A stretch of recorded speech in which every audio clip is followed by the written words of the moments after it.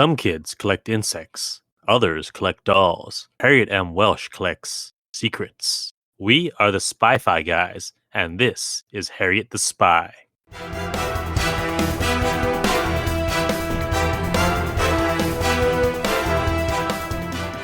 Welcome to the Spy-Fi guys, where we cover spy facts, spy fiction, and everything in between. I'm Christian.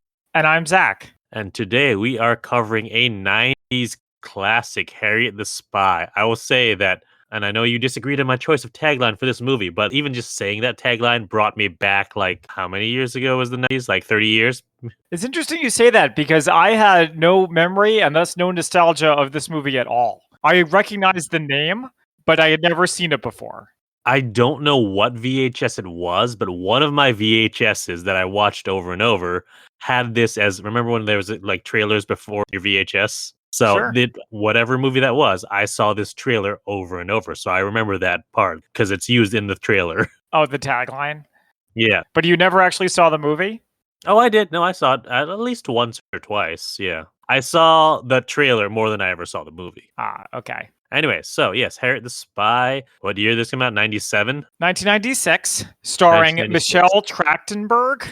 And Rosie O'Donnell. Yes, her also Michelle, as I said, from Buffy the Vampire Slayer. Was this before or after she was on? Because she was on Pete and Pete, wasn't she? We could check on IMDb. I can't really say I followed her career that closely. I feel like she was in Pete and Pete, which is a show that most of the world has forgotten, but I just wanted to throw that back out there. No, you're correct. From 1994 to 1996. Was that an animated show or was it live action? It was live action about two brothers named Pete. Both named Pete. So, do you want to get started with our plot synopsis from IMDb? All right, here we go. Harriet M. Welsh is a spy, but when her friends find her secret notebook, the tables are turned on her. Can she win her friends back and still keep on going with the spy business? Now, spoiler alert, that doesn't actually happen until halfway through the movie.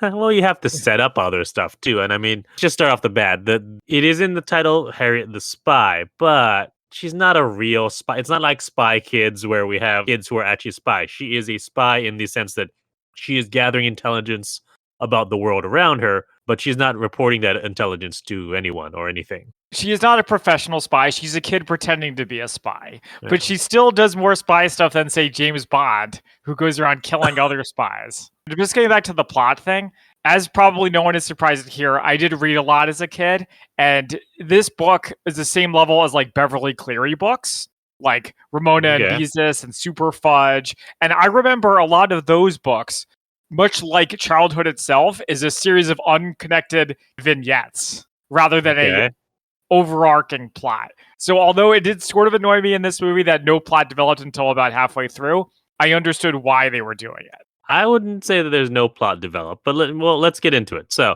we start off with our title sequence, which I like the jazzy music. And then so you'd see like bits of the magnifying glass and other for spy gadgets. And then randomly like fruits, like we saw some mangosteen and there's like, that's like an Asian fruit. I was curious to see that. And so it turns out that the reason you see it is because it's at an Asian market and Harriet's taking notes on everything going around. Yeah, a couple people in the credits jumped out, we already mentioned, but also Eartha Kitt. Ah, yes, I saw it. I noticed that as well.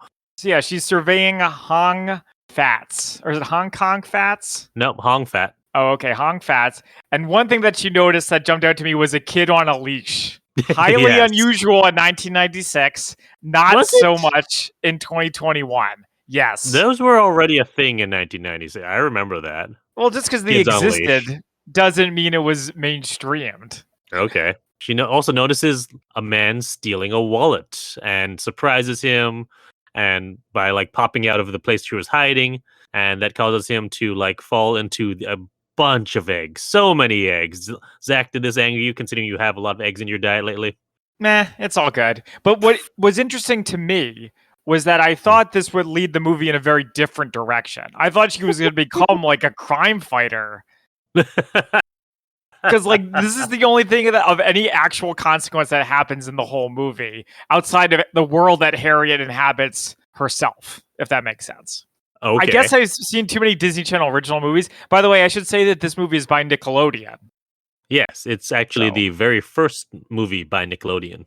Oh, I didn't realize that. Yep. Next, go to her at her school. Her friends Janie and Sport, and there's a popular kid who they hate named Marion Hawthorne, who is very snooty. You also hear about some of like all of her other classmates, including the boy with the purple socks who never speaks. Okay, yeah. Basically, she is a spy because she wants to be a writer, and the way that you become a writer is by making observations about the world around you. So Mm-hmm. that's what she does all the time. She has her two friends. They're in the 6th grade, and I think it's interesting that they're in 6th grade in this movie because Okay.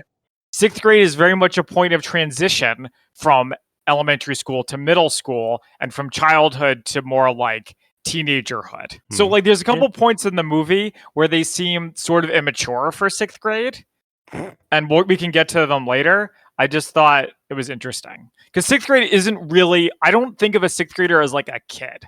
Do you know what I mean? Yeah, no, I don't. Completely disagree.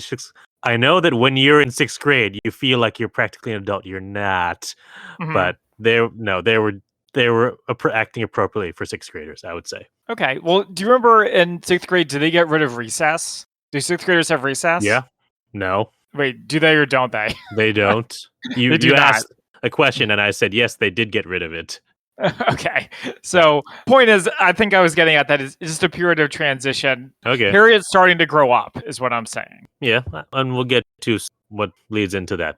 And then Mhm. the other thing of note here is that Harriet and Marion, the popular girl, are both up for class president. And in addition to being class president and all that entails, they also are the one who get to edit their part of the school newspaper. Yeah, this confused me at first. It was explained later. I didn't understand why Harriet wanted to be class president because she doesn't seem to like the school or the other kids in it. It Now wasn't they've clear to explained me it that. right here that they also get to edit the paper, which being someone who wants to be a writer, Harriet would love to do, I'm sure. So Harriet does lose, and then her and Jeannie talk about how they would like to murder Marianne. Yeah, Janie's got a bit of a dark streak to her. She's a bit intense. Yeah. Maybe if it was a kid watching it, this stuff would come off a little bit better. It's like, yeah, kids give you a hard time, you joke about killing them, whatever, that's normal. But it came off as strange to me. It was fine for me.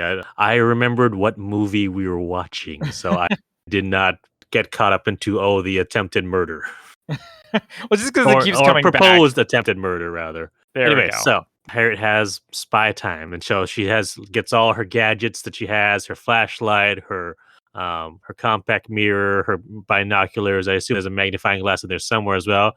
She does Mhm. what I always enjoy, the slow mo of when you're putting your coat on, like throwing it over your shoulders. I always like that, Yeah, this was a good suiting up even in a kids sequence. movie. Yeah. Yep. So she's on a rooftop watching a man feed all of his, I think it was like 25 cats or something like that. Yeah, so she's looking around the neighborhood, just checking in on the usual people. It's interesting that it takes place in New York. I feel like a lot of Disney movies take place in like suburbia. Depends on the movie. Anyway, but yeah, so as she's watching, she keeps mentioning someone named Golly, so we don't meet till later. That's Rosie O'Donnell's character. We go back to someone's stoop, probably. I don't remember what it's, but I just remember that they have two things that made it the most 90s thing ever: the giant pixie stick and the candy necklace. Yeah, I was trying to figure which was more 90s, the Spy Kids or this. Oh, this definitely. My kids was 2000s. Yeah, but it Yes. had a lot of 90s elements.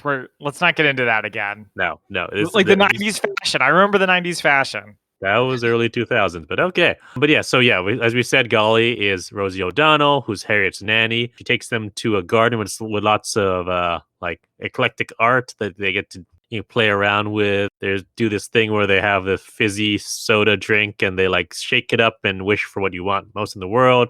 Harriet says she wants to see the whole world and write down everything. Yeah, I thought at first she was giving kids champagne.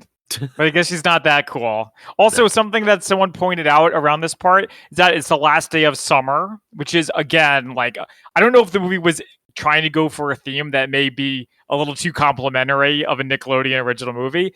Maybe it's from the book, but if it was, that is the end of summer is like a period of transition as well. The end of one thing and the beginning of something new. Yep. Golly putting Harriet to bed. Her mom and her dad are at some fancy party. And also find out that Harriet always brings a tomato sandwich with mayo to school every single day. Okay, what do you think about this? This tomato sandwich? Yeah. when I saw it, because she's cutting it with like a butter knife, I'm like, who cuts a tomato like that? And then I realized, oh, she's a kid, and they won't let her have the big knife. I think she even mentions I would like to have a real Yeah. knife. Yep. Okay, so again, this may be a little bit unfair, but I think the reason why she has the same Oh thing every day boy, is here because we she's like on the go. spectrum. Okay? Because I eat the Whoa, same thing whoa, every day, no. and I still think I might be on the spectrum. I Okay. still suspect it. My mom says I'm not, but I don't believe her. Or people can just know what they like and have it. That's fine, but why is it in the movie then? Why are they spending time with it? I'll If it's tell just you why, because it's in the book. okay, but then why is it in the book? Because it's a fun little thing that kids will relate to. Oh, I only like this thing. Like, okay, yes, she may be in 6th grade, but the kids who read the book are younger than that because they want someone to look up to. And of course, kids who are younger than that may have their favorite food that they want to eat every single day. You know, that's a good point. I think kids do eat the same thing every day because they like Yeah. it. But my And personal you're head making way too big a deal of something, my personal which is headcanon is that ridiculous. Harriet is slightly on the spectrum. I think it would explain a lot. I mean, there's nothing wrong with that, but I just don't think that's implied anywhere in the movie. But let's move on. Okay. She goes back to the Hong Fat's food emporium, I think is what it's called. She does some spying and notices what looks like someone, just giving away or stealing produce. That's right. We also hear about Frankie, who's the grandson of the family who wants to borrow the truck for a date. Parents and grandparents are not having any of it. A common problem, I'm sure. Even though they live in New York, so you'd think not having a truck wouldn't be as big of a deal. Harriet also says that Frankie is American style cool as opposed to his family, which are Chinese style cool.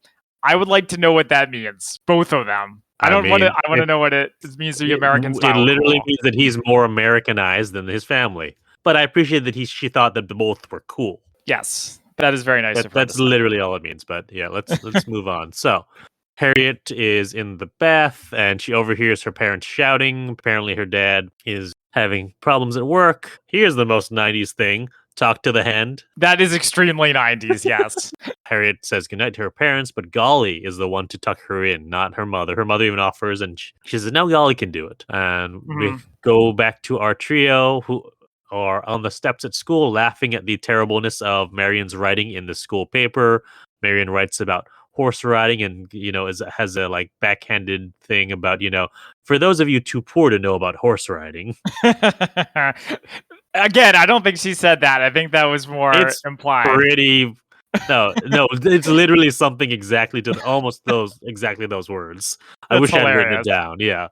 Yeah, so the parents have another night out, and we find out that Golly is cooking bratwurst, which raises alarm bells for Harriet because she knows that Golly hates bratwurst. Yeah, it was mentioned earlier. There's someone at the door, and it happens to be the guy who Harriet saw potentially stealing produce, whose name is George. I forgot water or something. Isn't it something German? Because that's why he eats bratwurst. Maybe, yeah. I think so. So, seemingly, Golly is having a date night at the house while she's watching Harriet. Yeah, that's not very professional, but maybe they okayed that already. But more to the point, Golly is sleeping with the enemy, a potential veggie thief. Yes. I was expecting, the movie to take a very different turn from what it did. Well, there's parts I like this where Harriet's like hinting, like dropping the word steal in a few times, stuff like that. Yeah, trying to get him to crack. And then also she's like also trying to kill the mood, like she's slurping her soup really loudly, and they get into a staring contest again. Super 90s thing. I don't know. Do kids still do staring contests? I bet they do. They absolutely do. I feel like Gottlieb kind of deserves to have her mood ruined for bringing a date to her babysitting or to bring a kid to her date. Either way, it's a little bit much. But also, we noticed at this part that Harriet's family has a really nice house. Yeah, they're decently well off, especially if they're going out to fancy parties. And they have what turns out to be a full-time nanny, like Mary Poppins. We also found out that George, the date, apparently used to have a business and a wife, lots of money, but he was miserable and decided he wanted to start over. And he asked his wife to come with him, and she didn't. Do you think this was true? What? Do you think his story was true? Yes. Like, it turns out that it is true, but at the time, the audience thinks he's a veggie thief. So you can't trust him. Okay, no. It was just weird. Like, I understand what the movie was doing. Yeah, so Gully burnt the bratwurst, which Carolyn, who watched this with me, pointed out that she would have smelled it long before it got burned. Yeah, maybe she doesn't have a good sense of smell. And so instead, they end up going out to dinner and a movie, and they go to see Mata Hari starring Greta Garbo, something which we should cover at some point. Yeah, and I was like, Harriet, don't take the wrong lessons from this movie. When Mata Hari's dancing around in like a sexy outfit. Yeah. And also, I like how her and George have a pretend sword fight outside the theater. That was fun. No, again, it seems Oh, like boy. George is like worming his way into their good graces. Oh. And something terrible is going to happen. This is going to be one of those podcasts, isn't it? No, I'm Zach just saying has it was alternate confusing. theory about the entire movie. It took a little bit for me to adjust my brain to what the movie was doing. I guess because I've seen it before, and also like I know that trailer, so I know what the stakes are here. Apparently, the stakes are extremely low. Yes, no, they're extremely low. Zach. Well, the last one we saw was Spy Kids, where the fate of the world was at stake, and then Sergeant Stubby. Those are the only kids' movies we've covered so far. All right, fair enough. Though I do appreciate that this was very different from them. Yeah. So here's the stakes now. So actually, I like this. So George is like, so he's delivery boy for Hong Fat. So took them home on the bike, and apparently the parents are home early and are pissed because they have no idea where their child is. It's 3 a.m. Do you know where your children are? Shoot, I messed that up. The mom is like, golly, this is it. You're fired. And then they're like, wait a minute. We went too far. Golly's like, you know what? She's in 6th grade now. I quit. Well, it's not I quit. It's more of a I think it's time for me to leave. Yes. You know, and she says that Harriet can take care of herself now. And as this is going, Harriet's sneaking to listen, but gets caught. Yes. For a spy, like they mentioned that the good spy is never caught, but she gets caught a lot. Well, she is just a kid. Yeah. So they have a very, very long goodbye sequence here. It takes a really long time. Yeah, so Golly is waiting outside for her ride, looking very Mary Poppins. And yeah, this is where we figure out it's a live-in nanny because she got all her luggage with her. Mm-hmm. But Golly gives Harriet a good speech on like how to move on, basically. As the cab's driving away, Harriet's running alongside. It's one of those things. Mm-hmm. And back at school, class is watching a girl-to-woman video, puberty and first periods and all that sort of stuff. See, again, transition, growing up, coming of age. Yeah, I'm not disagreeing with you on that point. Though it is kind of surprising to see it. I wasn't sure what the target age for the movie is. Because if it's like 3rd, 4th graders, somewhere around there. Okay, because there's a part where they talk about boobs. I'm like, should a 3rd grader really be watching a movie where they're talking about boobs? It's just weird. They already know that boobs are a thing at that age. I'm aware that they know that. It's another thing to have a studio executive signing off on a movie directed at them. But that was the times. So you could get away with a little bit more back then. We also have Harriet still being sad about, Golly leaving. She goes through all her earlier notebooks. Her mom checks on her and doesn't do a very good job of checking, just sort of like through the door. Are you okay? And she's like, I said I'm fine. And just leaves it at that. Well, that's the classic parent-child dynamic. Though the mom does seem a little bit out of touch. I mean, her nanny practically raised her kid, so that would explain a lot. But yeah, so back to the cat guy. The health department took all his cats, and not just took them all, but took them all in a bag. Like just all 25 cats in a bag. I'm like, seriously, come on. Like it's something out of a Charles Dickens novel. Yeah. I felt bad for the guy. He was probably lonely without all his cats. So back at the Hong Fat Market, we see that Frankie took the truck and wrecked it. We also see Sport is shopping at the market and he's short on cash. And I'm sorry, I have a quick question. And I really am not trying to be difficult here. Oh, no. Perhaps it's too late for that. But why is Frankie wrecking the truck in the movie? Like, why is it relevant? They barely talk about it. It's just like you see a shot of it past the truck and I don't think they maybe even mention it briefly, but it's just to fill out this world that they have of all these things that are happening, and she's observing it. That's why, because they need stuff for her to observe. If there's nothing going on outside the world, there's nothing for her to observe, and then she can't be a spy. It is true that in real life, not everything you see when you walk down the street somehow becomes relevant later. That being said, here's another theory. It's like Frankie wants to grow up, and he takes the truck, and he makes mistakes, and he gets hurt in the process, just like Harriet does later. How do you like that? Sure. But yeah, so in the market, we see Sport is shopping, buying groceries for his family, but he's short on cash. She comes in, says that he dropped $1 outside and gives it to him. Next, we go back to the classroom. Teacher asks everyone for ideas for the school pageant. Yeah, everyone's really into it. Everyone has all these ideas they want to share. Yeah, Sport says pirates. JD says the Manhattan Project. I love that. She was like, I could be J. Robert Oppenheimer. And then the teacher says, I think there might be a taste issue, which is a hilarious way to describe it. She isn't willing to just say, no, that's a terrible idea. I would have watched it, though. No, like, to be fair, kudos to the teacher for actually not just shutting down ideas and listening to everything. I've had teachers where they just shut down ideas and then people just didn't want to volunteer anymore, didn't want to speak anymore. Yeah, the teacher has clearly been around for a while and knows what she's doing. Yeah. But the one that ends up getting settled on is from Marion, which is a holiday feast. So everyone's going to be a different piece of food. I wanted to mention Harriet is an onion, which has no relevance, really. Oh, no. Here we go. An onion has layers. Oh, that's not what I was saying. It's layers, and it's the layers of her growing into an adult. Wow, see? You're right here with me. I really like to see that. We got synergy going. But what I was actually going to say is that there's a classic Calvin and Hobbes story where Calvin is in a food play and he's also an onion. Oh, so okay. I don't know if that's a coincidence. A lot of those Calvin and Hobbes were written in, the 70s or 80s? It started in the 80s, and I think it finished in the early 90s. That's right. Probably before the movie was made. Again, this is something that was in the book, so it may have been a reference to that from when it was in the book. Yep. So they don't seem to like the idea. JD makes a joke about doing a chemical attack on the auditorium, which I'm sure was hilarious in 1996, but doesn't play so well today. So we get more of Harriet spying on her neighborhood. She spies on Sport and his dad. She stacks a bunch of stuff in the alley to sneak up to their window. It's super precarious. Yeah, it's what they call second story work in the business. And of course, everything underneath crashes as she's watching. Somehow they don't hear all the stuff falling down and crashing. Yeah. Sport is nonplussed by the fact that she's hanging out a window. I also noticed that. He didn't seem to mind that she was spying on them. But it's not exactly a secret that she spies on people, so I guess he's like, oh, there's that Harriet again, doing what she does. Her friends know. I guess her family knows, but all the other kids in the neighborhood and everyone else in the neighborhood don't know. Well, yeah, people within her inner circle know. Yeah. Sport's dad is a writer and doesn't always bring in a lot, so Sport is the one who cooks, cleans, and does the books. Yeah, he's basically an accountant, and he does everything for his dad. Next, we go to a new house to spy on, which has a dog grooming van outside of it.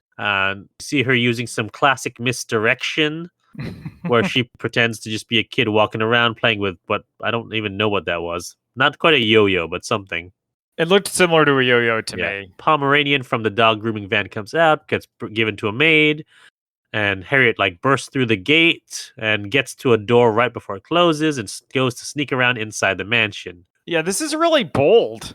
She's basically breaking into somebody's house. Yep. But if I guess the house is just too desirable of a target, she has to know what's inside. Also, the dog is named Wee Wee, which is that's right. It's a pretty questionable name. The dog catches her, and so to escape the dog, she goes into a dumbwaiter and finds Eartha Kitt, Mrs. Plummer. Yeah, and she's talking like a vampire, or like Bela Lugosi, where she's like, da da da, ba ba ba ba ba. I don't remember what she said. Just the trick to life is never getting out of bed and have people bring stuff to you. She gets caught inside the dumbwaiter and they don't call the cops. They just escort her outside. Yeah, but not before they do the thing that I like from these movies of the time where everyone screams. Harriet screams, the maid screams, Eartha Kitt screams. The dog screams. I assume the dog screamed. Yeah, she gets tossed out, and then it's like a real low point. She's thinking about giving up on being a spy altogether because she's not good at it.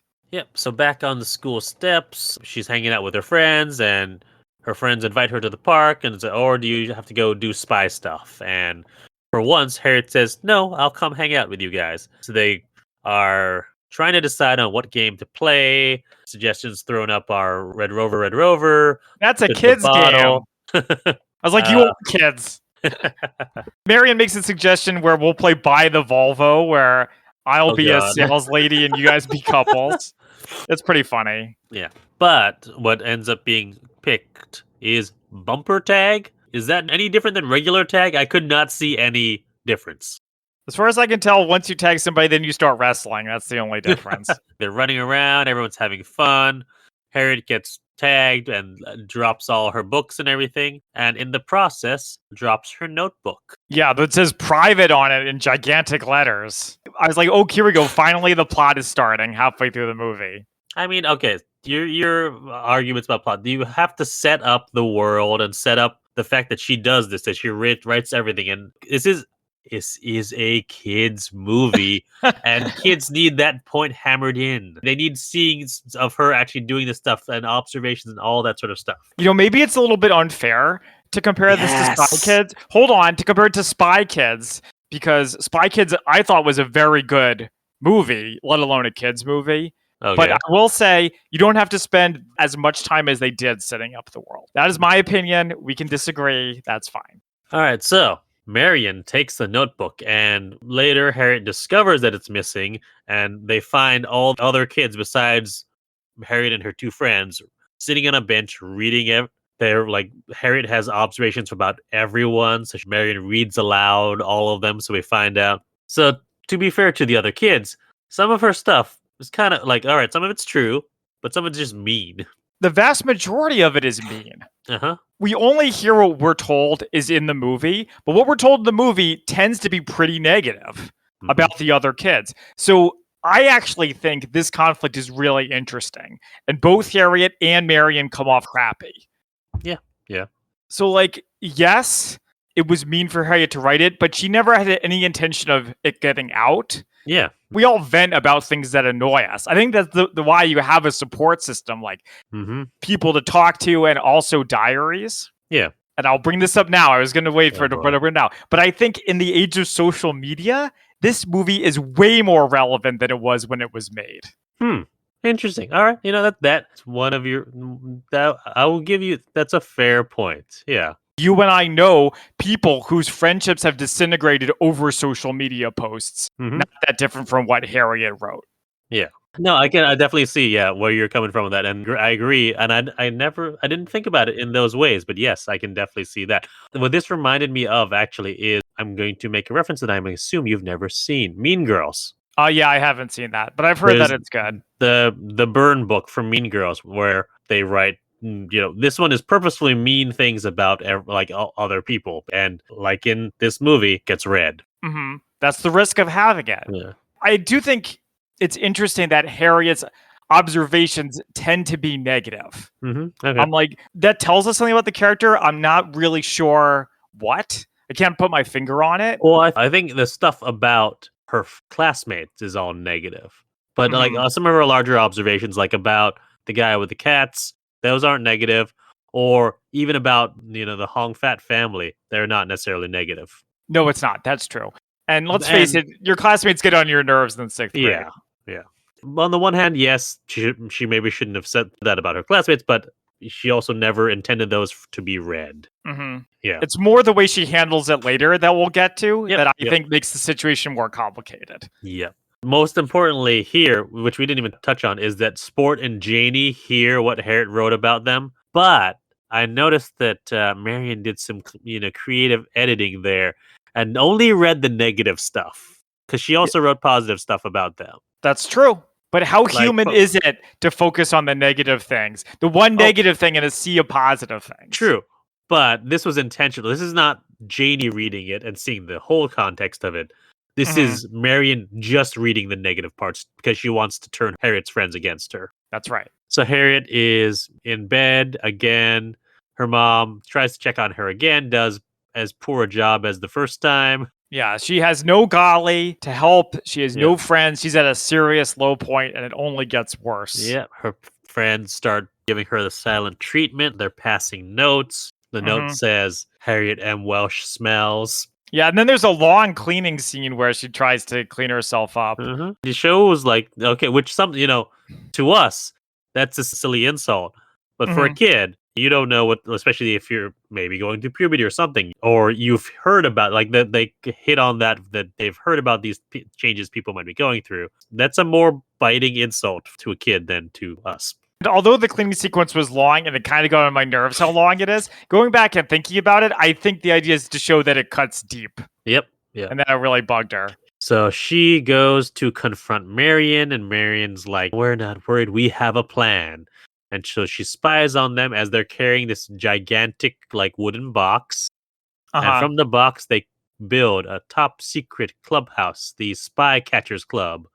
And I like this a bit actually because anywhere where she was trying to do some spying to make her observations, they appeared and they're like calling attention to themselves. And so she can't do any of her observations. This is actually classic counterintelligence. Yes, it is. But I was confused by what they were doing at first. Because the way it's introduced is she's sitting there, and then all of a sudden these kids wearing like hockey masks jump. I thought it was going to be in like Mad Max. They were going to like start beating her up. And it was they so have scary. like garbage can lid, like metal garbage can lids, and like making noise. Right. I don't mean to be overly critical, but I kind of feel like having a clubhouse that feels like something out of Peanuts. It doesn't feel like something sixth graders would do. But, whatever. I've already made my point about that. Okay. So, at one point, also when sneaking onto a roof, she gets caught by a police officer, and the police officer brings her home. Her parents start to get concerned. Finally. But she hits him back. She's like, I seen you guys in your big martinis when you get home. I was like, oh my God, are they like alcoholics? Is that what this movie is saying? I mean, it seems like the mom just has a martini when she gets home. That's not an alcoholic. That's just someone who likes martinis. Basically, you've chosen spies over friends, like she says that earlier, but now she can't spy anymore. But she actually takes it pretty well. I thought she was going to be more upset. Parents make her stop writing in her notebooks, and then says that her teacher will be checking so that if she has any notebooks. When she gets to class next, her teacher does like a full-on pat down, like looking for notebooks. Yeah, I actually thought that was pretty funny. It's funny, but also kind of like, really? Like, what? This seems... Yeah. First of all, in 6th grade, I remember you had to have like a composition notebook to write down stuff that you were doing in class. Well, in this case, it's comedic effect. Yeah. I also have a note here. So is Eartha Kitt going to come back at some point or what? No, it's pretty much just a cameo, I think. As it turns out, yes. So the next scene, the paint scene, I thought was pretty darn interesting. Okay. Rachel, which is like Marian's second in command. Yep.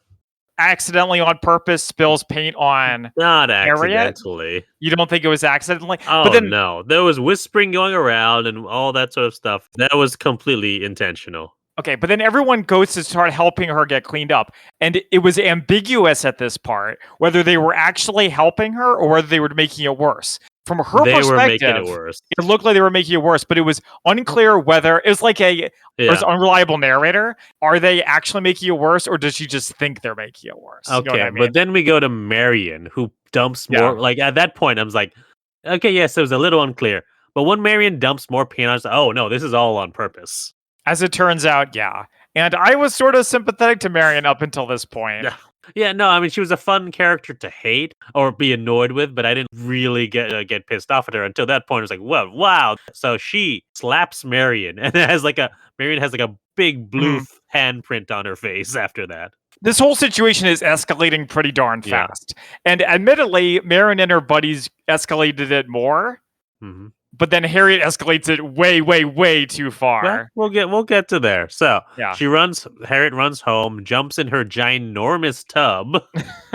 See, that was something that was interesting, by the way. I know you were talking about Marion being pretentious about being rich, but Harriet's pretty well off too. True, but she didn't necessarily try to make a big deal about it. Yeah. And we have the class reading Hamlet. I did not read Hamlet in 6th grade.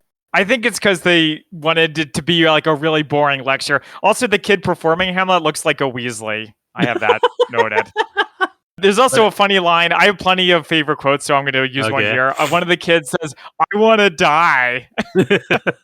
So Harriet is carving the names into her desk, which remind me a bit of Arya Stark. Names on her revenge list. Yeah, she has her enemies list, and she's carving it into the table like desk vandalism. To be fair, she doesn't have a notebook she can write this down in. I'm surprised she didn't get in trouble for vandalizing a desk, because that's like some serious stuff. She also didn't seem to get in trouble for slapping Marion, now that I think about it. Not that we've heard, anyways. Yes. So next we go to a different class, and they're watching... They had the girl to woman video. This is the boy to man video. And as they're watching, Harriet cuts, I think it's the character Laura's hair. Oh my God. Cuts off her ponytail. That's assault. That's like an actual crime. Is it? I think so. Don't get me wrong. That's terrible. I didn't know it was an actual crime. Yeah. I mean, cutting someone's hair without permission, I'm pretty sure would qualify as some kind of assault. So she basically goes on like a revenge spree here. She vandalizes a locker. She steals some kid's underwear, runs up the flagpole. No, it's her bra. It's the kid who grew boobs over the summer. Yeah. Janie, she ruins her experiment. The worst was what she says to Marianne. No, the worst is what she says to Marianne. Yeah. And I wrote it down. She says, you don't have a father. He hasn't seen you in 3 years because he doesn't love you. Yikes. Holy shit. That is absurdly mean. I mean... Let's talk about this at this point. Do you feel like Harriet is an easy character to sympathize with? Because I would say no. Okay, for us, maybe not. As a kid who may have been bullied in the past and who would have loved to get his revenge on people who bullied him, I can see that. The thing is, and this is such a common thing in school, where the line between who's the bully and who's the bully victim is not so clear. Because both Marianne and Harriet go after each other pretty darn hard. Fair enough. But I'm going to push back slightly on the who's the bully and who's the victim thing, because I would say, in my personal cases, it was always very clear who was the victim. Right. I respect that, but I'm talking about in this movie. Okay, yes. In this movie, yes. I'll give you that, yes. For adults watching this, okay, maybe she's not sympathetic. But for a kid, I can see them relating to her. Well, if only I knew some kids, I could ask them, but I don't. Well, didn't you read the book? Haven't you read some of the book? We're going to talk about that later. Yeah. I sort of got the impression from reading the book synopsis and then watching the movie that Harry is not meant to be the most sympathetic character in the world. I think she's supposed to be a kid who is human and has flaws and learns a lesson from the experience in the movie. During when she was hanging outside the window and hanging out with Sport later, and he like posed for a photo, like he was cleaning up with an apron, and he like jokingly curtsied in that photo. Harriet like posted that photo all over the school. Yeah, which is like, what? Like, it's one thing to say something mean to Marianne in like a fit of rage, but this required premeditation. Well, yeah, so did everything else. I don't know whether this was supposed to be funny, but I found it a little bit funny is she's putting them up and then Sport just walks up to her and they like stare at each other. The scene cuts, which I hate in movies where something really important happens and then they just cut the film. It's like, what happened? I assume he stormed off. At this point, it's known that they're not talking and that he's part of the Spy Catchers Club and all that. So we don't need to see that confrontation. I assume the confrontation would have just been like glaring and then storming off. And then limited to that, yeah. Harriet's crying at home. Her parents are like, what is going on here? Yeah, so apparently they've gotten calls from every parent except one. And then the phone rings. It's like, that's probably them. Harriet throws an object at one of her parents at one point. I was like, oh my gosh. The parents are like, they have a shouting match. Yeah, she like screams, I'm fine. So they sent her to a child shrink. Excuse me, it's child psychologist. Shrink is so dated. Okay. I mean, you know where it was really popular? In the 90s. I'm sure that it was. And also the 80s, which is why Counselor Troy is a bridge crew on Star Trek The Next Generation. So we get Harriet hanging out at the psychiatrist's office, and it's like, what are we supposed to do? And he says, do you play chess? I was like, oh boy, if we have chess in here, Zach's going to throw a hissy fit.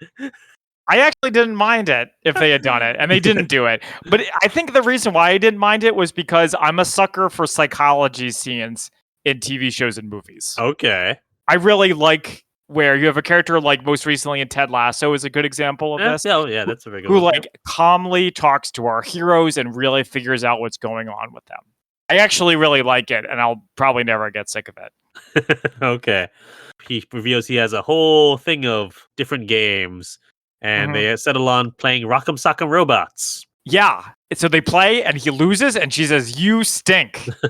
And he writes it down, and I was waiting for an explanation of what that meant.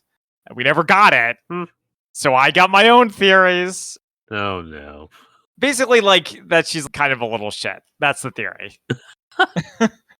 I don't think that would be his professional diagnosis. And we find out that it is not later. So he's talking with her, and, well, as you brought up him, writing in his notebook, and she talks about how she got in trouble for writing mean things in her notebook. He says, do you want one? And so she actually gets to write.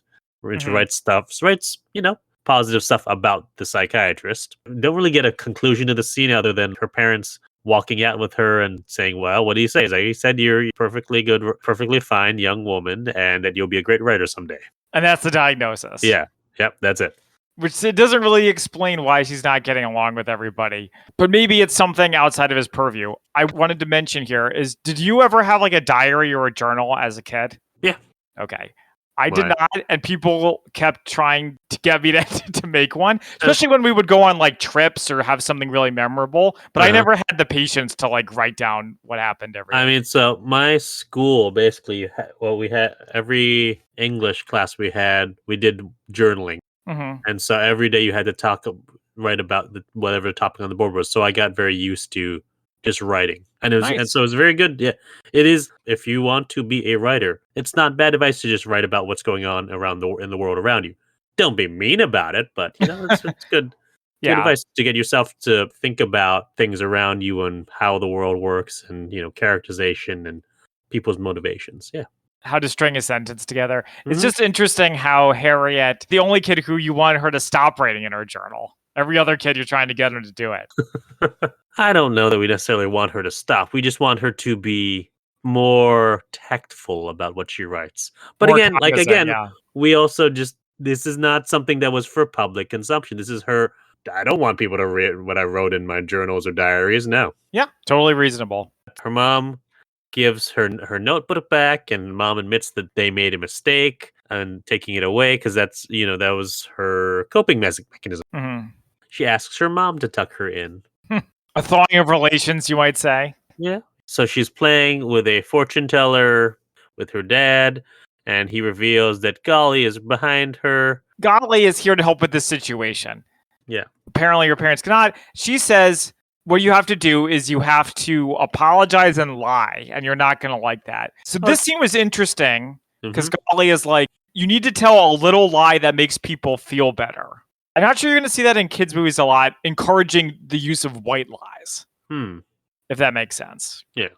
But I also feel like Golly was telling Harriet to say she was sorry, even if she didn't mean it. Because Harriet, isn't sorry. She doesn't seem to have any remorse on what she did. About her friends, at least. I mean, even in the scene where they're reading the stuff, she knows that her friends are not going to take that well. Yes. And so she feels bad about writing that about them. Everyone else, less so. Okay, so I guess that's where the lie is. You lie to Marion, you don't lie to Sport and Jeannie, is the idea. But yeah, so she goes to visit Janie, accidentally ruins her experiment. Well, does she? I don't think it was her fault. I think that was just happened as she was there. I mean, she didn't intentionally do it, but she did ruin it. But the thing is, the experiment apparently involves some kind of acid. So maybe Jeannie shouldn't be doing it anyway. Yeah. Janie kicks her out of her room, and Harriet tries to apologize through the door, but it doesn't really take. It doesn't appear that way, no. She goes again to spy on Sport and his dad. We find out that his dad got a big paycheck of $10,000, but he does not accept her apology as she tries to do it through the door again. Yeah, she is unforgiven. That would have been a good title for the movie. Would it, though? Yeah, she also says that around here, she has nothing left to lose. Holy cow. I mean, when you're a kid, the stakes to us seem low, but to them are quite high. No, I actually was with her at this point because she's lost her spying, she's lost her friends. Golly is not sticking around, so things are low again. So at the Spy Catchers Club, there's division in the ranks, especially since Marion and Rachel are hoarding the big pieces of cake, where everyone else gets the scraps. Failure of leadership. Sport and Jeannie decide to leave. And then in class, Harriet asks the teacher if they can split the jobs of class president and editor of the paper. But someone, seemingly other than Harriet, needs to nominate another candidate to be editor. And this is when we first hear the kid with the purple socks talking. He says that Harriet's a good writer and that he'd listen to other voices. And apparently this classroom needs Robert's Rules of Order because he needs a nomination and a second. Yeah, student government seems so important at the time. It's funny. Everyone basically is behind Harriet being editor, and then everything is cool, and I don't understand why. Well, I mean, I think. Well, first there was you introduced the idea that Harriet was sorry to those Mhm, two friends, and mhm. then they also remember that Marion is still terrible. That's true, but I guess I So just there's don't that understand. thawing more, and then like if you notice though, Janie and Sport decide to second as like sort of a thawing of it. But when they're doing the voting, they're some of the last people to raise their hands. Well, sure, but I don't have a problem with that. I'm just confused why all of the kids are voting for Harriet to become editor. Like, why has their opinion about her changed? Because they realize that Marion's still terrible to listen to. Marion never went up to anyone and said, "Your father doesn't love you." Okay. Fair. I could easily see most of the kids being like, "I'm not involved. You both kind of suck." Well, actually, if you look at it, it wasn't counted, but I did like look. Is there anyone not voting for Harriet? And there were some, more than just Rachel and Marion. There was like a whole row of students who were not voting. It's just unfortunate that this is such a pivotal scene that kind of wraps up the whole story. And I just needed some kind of explanation for why it happened the way it did. Hmm. That's all. I know in these kids' movies, they love making like a big grand gesture. So Harriet could have made like a big grand gesture, like stood up in front of everyone and been like, "I messed up, guys. I didn't really mean it. Well, that's what I'm we get sorry." next, basically. So Yeah. she starts writing up her part of the school paper. She Mhm. uses a typewriter, which okay, around this era, did your family have a typewriter at home? Sure. It Yeah, was pretty yeah. old. Yeah. I don't think we used it Oh, much, but we I did guess have maybe one. because my dad was a lawyer, so we had them around. Hmm. So when Carolyn watches, she was like, "Wait, who had a typewriter in 1990s?" I used a typewriter, sure. Sure. They all had But electric typewriters yeah, too yeah. that ran a little bit better, Hmm. but still, they were around. Yeah. But yeah, so she has her column, which is called "Seen and Heard" by Harriet M. Welsh. We find out that George was not stealing food, but he was actually giving food to seemingly homeless kids or poor kids. Seemingly, yes. Find out that the cat guy got another cat, and then she also prints a retraction, writes about all the things that got out in the notebook, writes nice things about Janie and Sport. We see the school play where Marion is a dancing gravy boat. Yeah. And it's terrible, and everyone's Yeah. really bored. But then they switch up the music and make it to everyone, particularly our main three, are dancing to the music, and then the stink bomb goes off. The whole dancing to the music thing was such a 90s way to end a movie. I couldn't believe it. Yeah. All right, and that's the end. And that's it. And then they all lived happily ever after, I guess, or whatever. All right, so now it is time for our spy fact versus fiction. I have a little bit before Christian gets into differences between the movie. For those of you who have not listened to our Microdot episode called Vengeance, which Oh is boy. before Munich, they talk about how as part of his training, he would go to an airport and just sit there and observe where people came in, where Right, people right. came That's out, right. flight attendants, staff, basically just observe everything. So that's what this movie reminded me of quite a bit. Okay, yeah. All right. So, yeah, like we said, that this is based on a book from 1964 by Louis Fitzhugh. As I said before, it is the first movie by Nickelodeon. I got through about half of the book before I ran out of time. It's pretty faithful. Like a lot of her notes are almost verbatim from the book. I believe it. One of the subtle differences was that the Hong Fat grocery store is an Italian grocery store in the book. Golly is called Old Golly for some reason. And Yeah. there's like a subplot about Janie and Harriet going to dancing school. Yeah, it's like a subplot about Yeah. that, basically. Yeah. Yeah. But yeah, but also you kept mentioning Disney. So there was a Disney Channel original movie, otherwise known as a DCOM for those who, grew up watching the Disney Channel, I think I called mentioned Disney once, by the way. I just wanted to put that used on a the few record. times. You mentioned it a few times. But there was a reboot called Harriet the Spy Blog Wars that came out in Mhm. 2010, starring Jennifer Stone from the show Wizards of Waverly Place. And it is much more focused on internet culture because it was made in 2010. Also, there is an Apple Plus animated show which was released in November 2021 with Beanie Feldstein voicing Harriet the Spy. Wow, that's like breaking news. That's Yeah, really well, I recent. mean, it will be, yeah, yeah. But yeah, that's what I've got for spy fact versus spy fiction. All right, now it is time for some favorite quotes. I thought this movie was pretty well written and pretty quotable. So why don't you go first? Because I have a lot of favorite quotes. I've got, let's see, good friends are one of life's blessings. Don't give them up without a fight. I also like the back and forth between Golly and Harriet, where, Golly is like, what's a high pressure job? It's when you don't get to do what you want, and when you do, you don't have time to do it. Do spies have high pressure jobs? Only when they're caught. Which is 100% not true. Yeah, and that's what I got. I like all the funny ones. There was one that was like, if I were known only by my footwear, I'd hang myself, which is such an escalation. I also liked, I am the suckiest spy on earth. Being brought home by the cops is a big deal, Harriet. Yep. A couple more. We're getting calls from parents, everyone except for the Stricklands. They're either furious or terrified. Phone rings. I'm not answering that. Yep. And then finally, the psychologist says, don't you play games at home? And Harriet says, yes, but I'm 11. Okay, that is all I have for quotes, so it's time for our ratings on a scale of 1 to 10 martinis, 1 being Avengers 1997, and 10 being even better than No Time to Die. How do we feel about Harriet the Spy? All right, well, you want to go first, or should I go? Yeah, I can go first. So the movie is 48% on Rotten Tomatoes. Hmm. So going in expecting it to be pretty bad. I don't feel like Harriet is the most sympathetic protagonist, as we discussed, and I didn't really like that the first half of the movie, I don't want to say it wasted my time, but it wasn't as efficient with the storytelling as I would have preferred. So it's not like a great movie, but the themes that we talked about before, I thought were actually pretty darn interesting. So I'm not going to be too harsh. I'm going to give it a 4 out of 10 martinis. Okay. So I'm going to go a little bit higher than you. I'm going to go just a 5. That's average. I think, yes, you might have felt it wasted your time. But again, we got to remember who this audience is. It is for kids, those 3rd, 4th, 5th graders, most of whom were not watching Mission Impossible at 11 years old, being so confused by twists and turns.